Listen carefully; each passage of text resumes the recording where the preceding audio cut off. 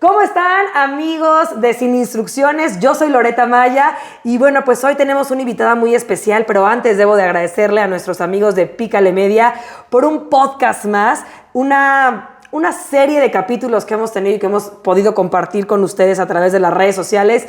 Muchísimas gracias y ahora sí le doy la bienvenida a mi querida Giselle. ¿Cómo estás? Ay, muy bien, Loreta, muy feliz de estar contigo. Me siento muy contenta, muy emocionada. ¿Casa? En casa, siempre. En casa. Siempre.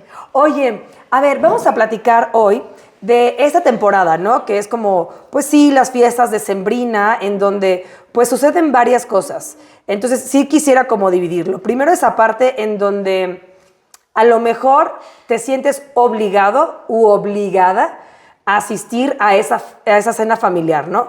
Porque la mamá, porque el papá, porque la abuelita y demás, y tú sientes esa parte de incomodidad, ¿no? Es muy común en el tema de las familias que de alguna forma se obligue a las personas a acudir a las cenas por un tema de compromiso o porque siempre se piensa que puede llegar a ser la última Navidad de alguno de los miembros de la familia. Lo cual ocasiona también como mucha culpa cuando de pronto una persona está transitando un momento donde de pronto es como el de no quiero ir, lo que implica también en una situación no solamente emocional, sino también económica, de forma social. Es desgastante el tema de convivir también con las personas cuando no te sientes en un mood muy social o afectivo o lista o listo para poder compartirlo. Por ejemplo, ¿a ti se te hace fácil el tema de la Navidad y todo eso? ¿O te causa algún conflicto? Creo que depende mucho, o sea, muchas veces sí es sencillo porque al final como que hay un cierre de ciclo, empiezas como a trabajar en proyectos nuevos y ahí es cuando es favorable, pero cuando no es así, cuando de pronto económicamente la mejor y no te sientes tan estable o emocionalmente no te sientes como muy lista para poder convivir con la familia, ¿no? O lo que implica incluso el convivir, porque a veces tienes que viajar para ver a tu familia y pues también eso implica un tema de un cansancio, una cuestión económica y toda la energía que eso conlleva. Fíjate que a mí es una época que yo sí disfruto mucho y que mientras mi abuela vivía se gozaba al máximo porque pues estas fechas son las que hacían que toda la familia nos reuniéramos. Sin embargo, sé que hay historias en diferentes casas en donde casi que se quieren brincar, ¿no? Esta época. A esas personas, ¿qué les dirías? Siento que eso sí es súper importante, o sea, sí cuando era niña como que teníamos este espíritu navideño de, claro, la familia reunida en la casa de los abuelos, con los regalos, ¿no? Como el intercambio, la cena, que de pronto era como en el de, cuando eres niño, pues no sé, los adultos dicen, ¿no? Como pierna o pavo, y te da lo mismo, tú es como pizza, ¿no? Ajá, o sea, sí, es claro. como diferente. Pero hoy en día, pues sí cambia y creo que algo que yo de pronto trabajo mucho como con mis pacientes en el tema de las resistencias para el proceso de ir a una cena de Navidad es la parte de identificar los patrones que no te gustan de tu familia. Es el momento perfecto para observar a tu familia y ver qué es lo que no te está ayudando a crecer, que viene directamente del núcleo familiar. Oye, ¿y esa parte no es contraproducente? Porque es como, pues no voy a disfrutar la cena por estar viendo cómo es cada uno de los miembros de mi familia. No, pero tampoco es todo el tiempo. O sea, okay. Pero sí entender como un ambiente de cómo se comportan. O sea, observar, pues, estar ahí, estar presente. Disfrutarlo. Okay. Si ya de pronto es como una obligación el que tienes que estar ahí, pues entonces ya entender como otra cosa de, o sea, no sufrir la cena, sino más bien disfrutarla. Oye, y luego viene también este debate entre parejas, ¿no? Que es como, oye, pero es que la Navidad siempre ha sido en casa de mis papás. Sí, pero es que la mía también. Bueno, pues entonces vamos un ratito aquí y un ratito allá. No, es que se van a ofender. O bueno, tú vete a tu casa y yo me voy a la mía. No, pero ¿dónde está nuestra familia? Qué complicada decisión. Eso siempre es un tema de conflictos de pareja y sí llegan justo al consultorio como a decir también ese tipo de cosas, como sobre todo cuando son las primeras Navidades de casados.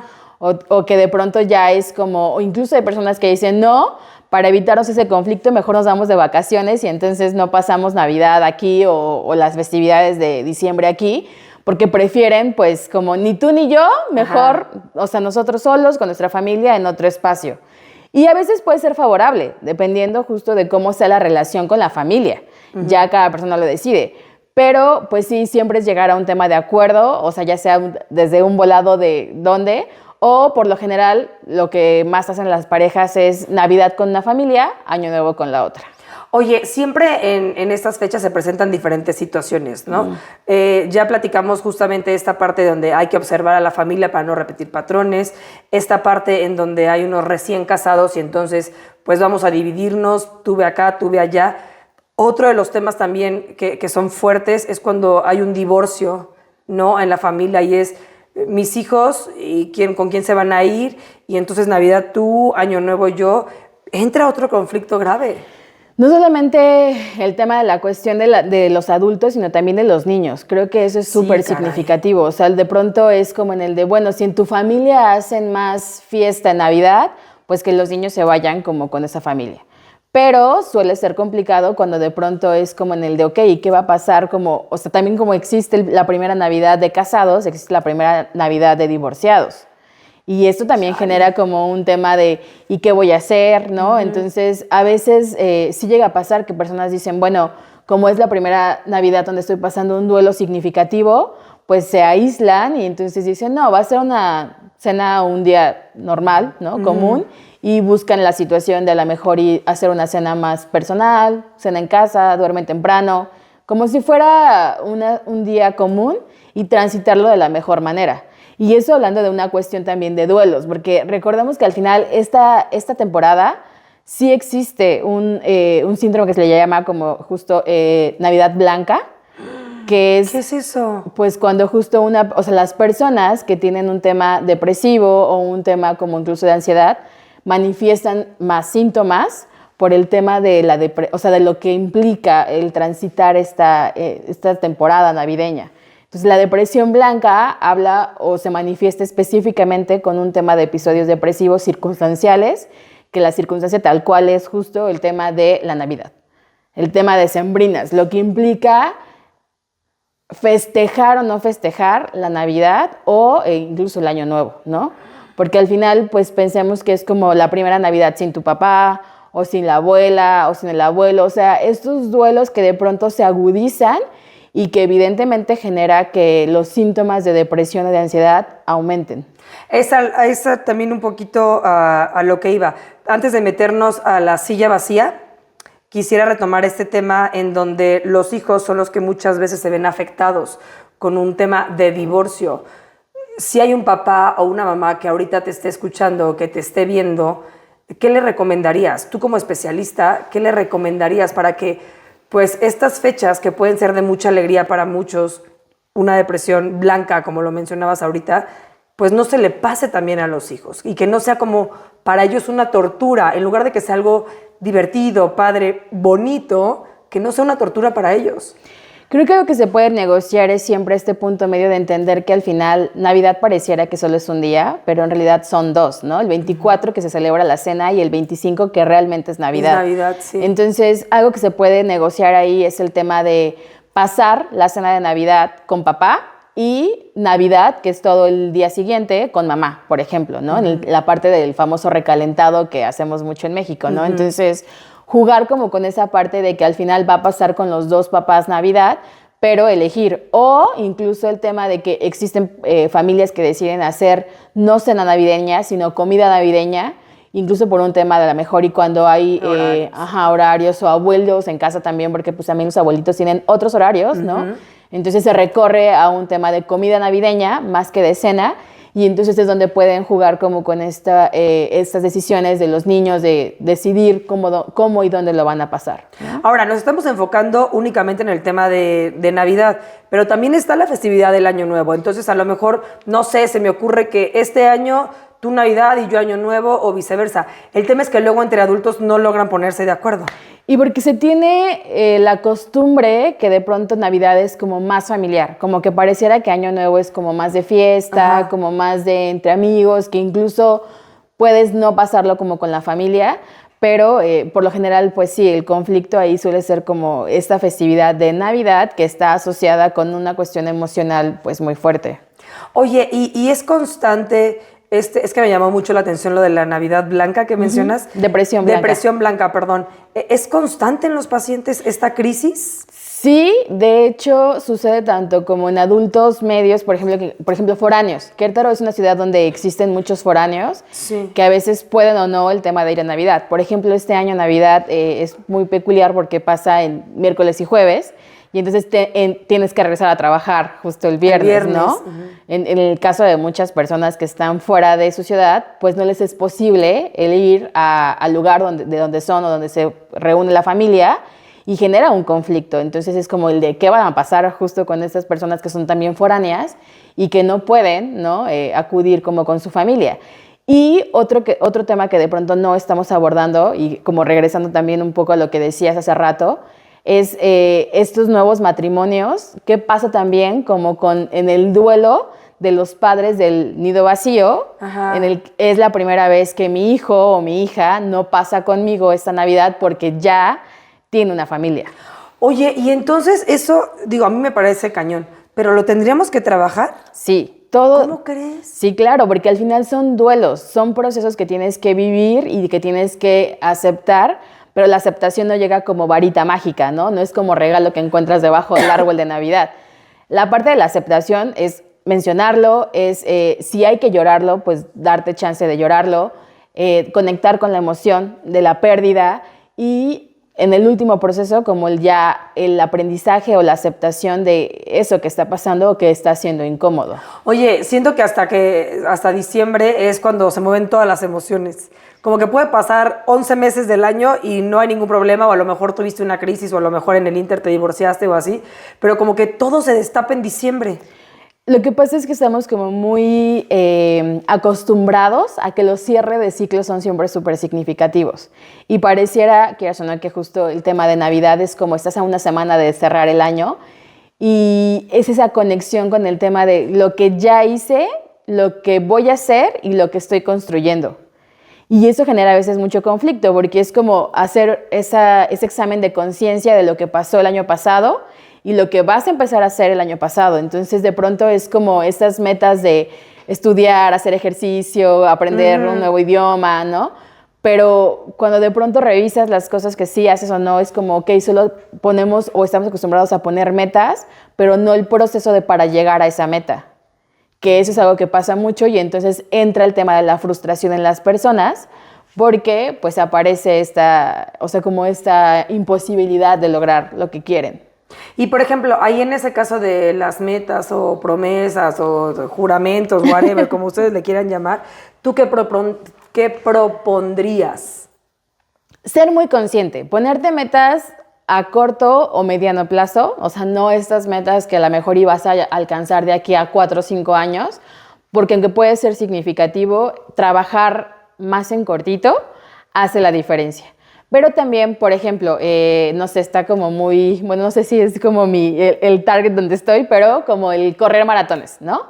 Entonces, supongamos que el tema de yo quiero correr el próximo año un maratón, bueno, una carrera de 10 kilómetros. Pero no es como que de pronto hoy me desperté y ya puedo correr 10 kilómetros, ¿no? Entonces, eso implica una constancia. Si a lo mejor la carrera es en, no sé, marzo, tengo 3 meses, entonces a lo mejor tengo que generar todo un plan de lo que implica llegar a correr los 10 kilómetros. Pero eso es lo que las personas nos hacen. O sea, se ponen como la meta solamente de 10 kilómetros, pero no trabajan en el 2 kilómetros, 3 kilómetros, 5, 7. Esa es una muy buena reflexión porque tienes toda la razón. Siempre es como, ay, sí, voy al gimnasio, voy a bajar de peso, voy a saldar mis cuentas por pagar, ¿no? Pero no ves ese proceso. O sea, como que tienes esa meta, pero no preparas el proceso, por así decirlo. La implicación. Lo que implica el tema de cumplir esa meta. Algo que yo trabajo mucho con mis pacientes es el tema de somos personas de procesos, no de resultados. Cuando hablamos de resultados es justo generar solo esa meta sin darnos cuenta que eso también va a implicar, por ejemplo, en el tema de el hacer ejercicio, levantarte temprano, comprar ropa deportiva, ¿no? El que te duran los músculos, que de pronto en una rutina sea como, no sabía que tenía este músculo, ¿no? Y eso va a implicar también una situación donde de pronto puedas estar más cansado o que las fiestas disminuyan porque es como, no, tengo que ir a entrenar al día siguiente. Entonces va a mover también otras esferas porque estás priorizando el tema de el hacer ejercicio o el trabajar en esa meta. A lo mejor y el tema de hacer ejercicio va a hacer que tengas menos reuniones sociales porque vas a meterle como a ese punch a esa esfera de tu vida. Oye, Giselle, sin querer queriendo nos metimos en este tema, ¿verdad? Como que un tema te va llevando a otro, pero es mejor aclarar ahorita todas las dudas. Durante los 12 meses y tú te pones un objetivo o haces un... Vision board o whatever, como tú le quieras poner. Comer uvas, ¿no? En el camino, pues luego pasan circunstancias que pues no estaban dentro de nuestros planes y muchas veces esas ideas, esos planes quedan truncos.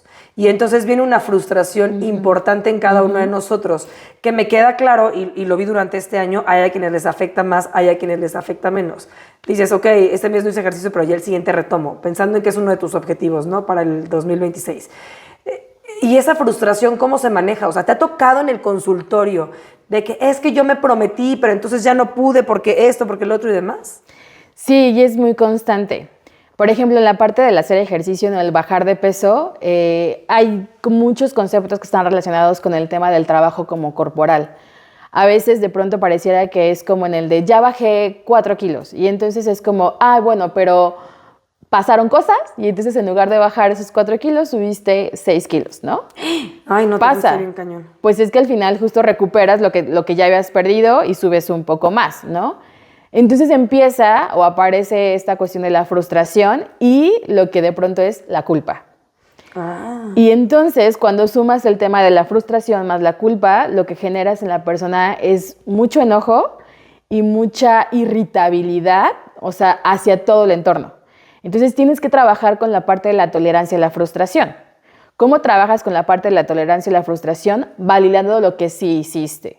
Es decir, si de pronto para poder bajar los 4 kilos tuviste que hacer ejercicio, comer más sano, dejar de beber, hacer cosas que te implicaban y que disfrutabas, sí pasa, ¿no? O sea, no es mi caso. ¿No?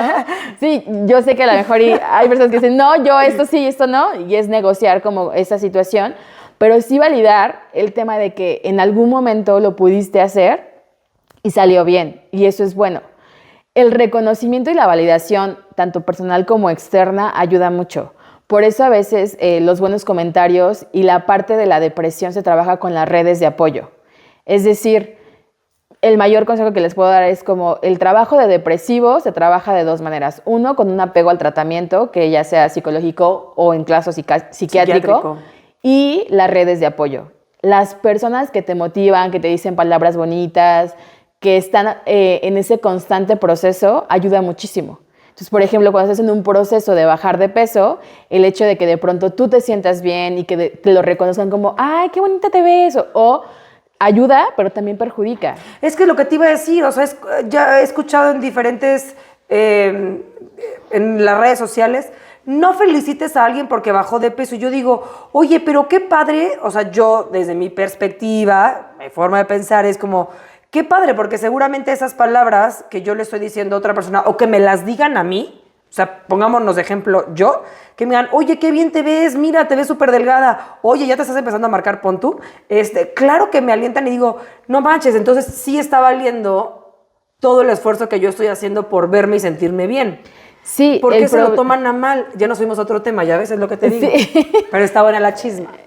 O sea, sí, porque al final también eso ayuda para motivarte, pero también pasa que cuando de pronto justo viene este autosabotaje y entonces viene el rebote, hay una implicación de, ¿ves cómo no sirvo para nada?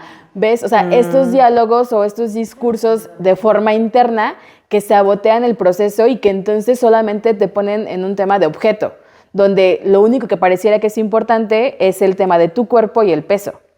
Ya nos salimos durísimo del tema, sí. Mi querida Giselle, pero es que cuando la plática es tan profunda y tan buena, pues uno va ahí agarrando. Pero tenemos que regresar al tema de la Navidad y Año Nuevo. Ya dijimos, lo recuerdo, la parte donde, bueno, pues quienes son recién casados, la parte del divorcio, y yo tenía una de las preguntas, que era la famosa silla vacía, que seguramente mucha gente que hoy nos hace el favor de escucharnos, pues será la primera vez, la segunda, la tercera, incluso pueden pasar los años y seguir sintiendo la ausencia de ese ser tan querido. ¿Qué pasa en esos casos? Lo primero es también entender que el hecho de que una persona significativa en tu vida no esté, siempre va a doler.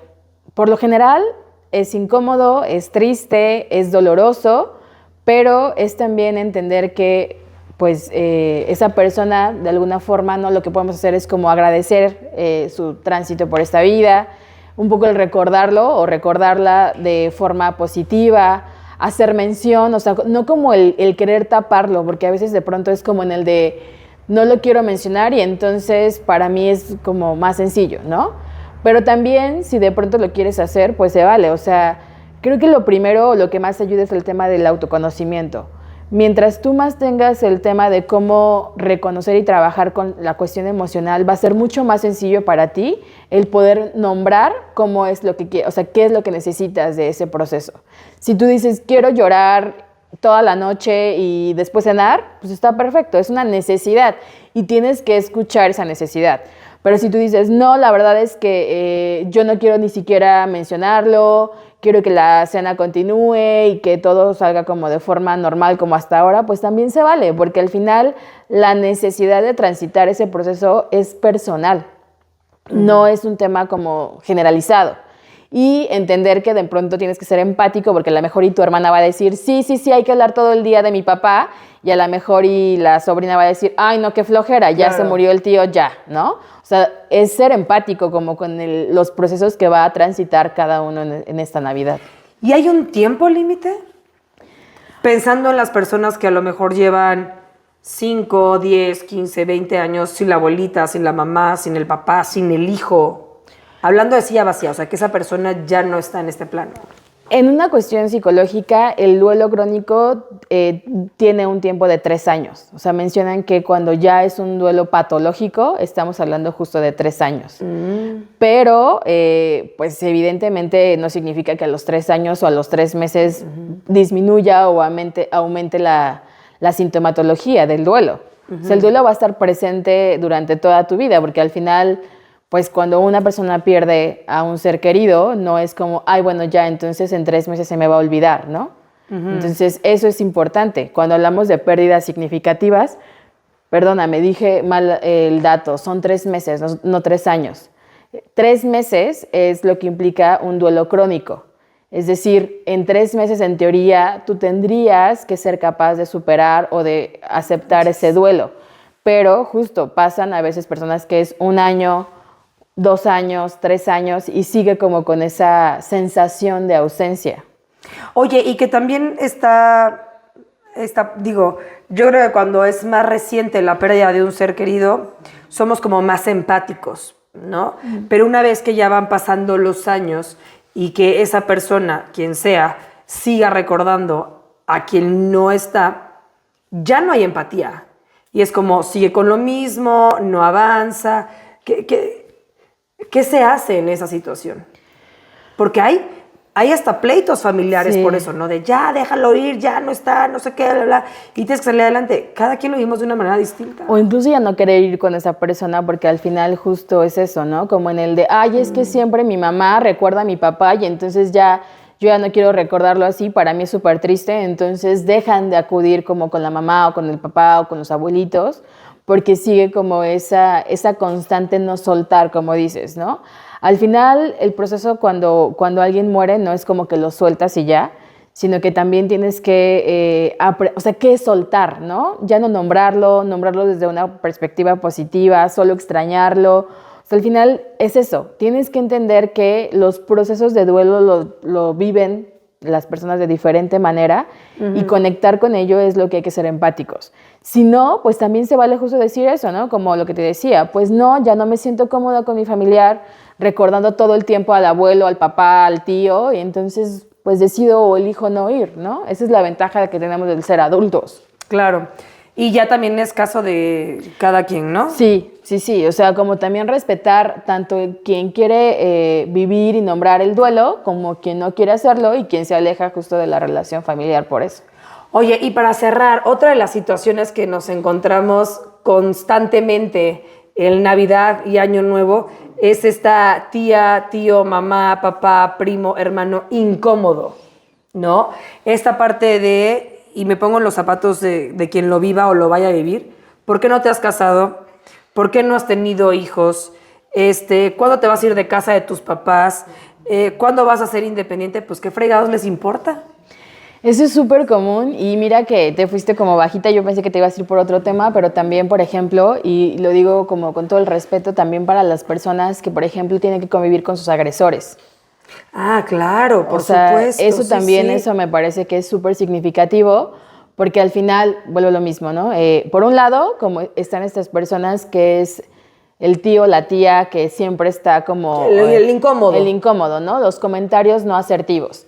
Y desde ahí les diría, creo que la palabra clave es límites, ¿no? Aprender a contestarle a los tíos o al familiar creo que es muy sano.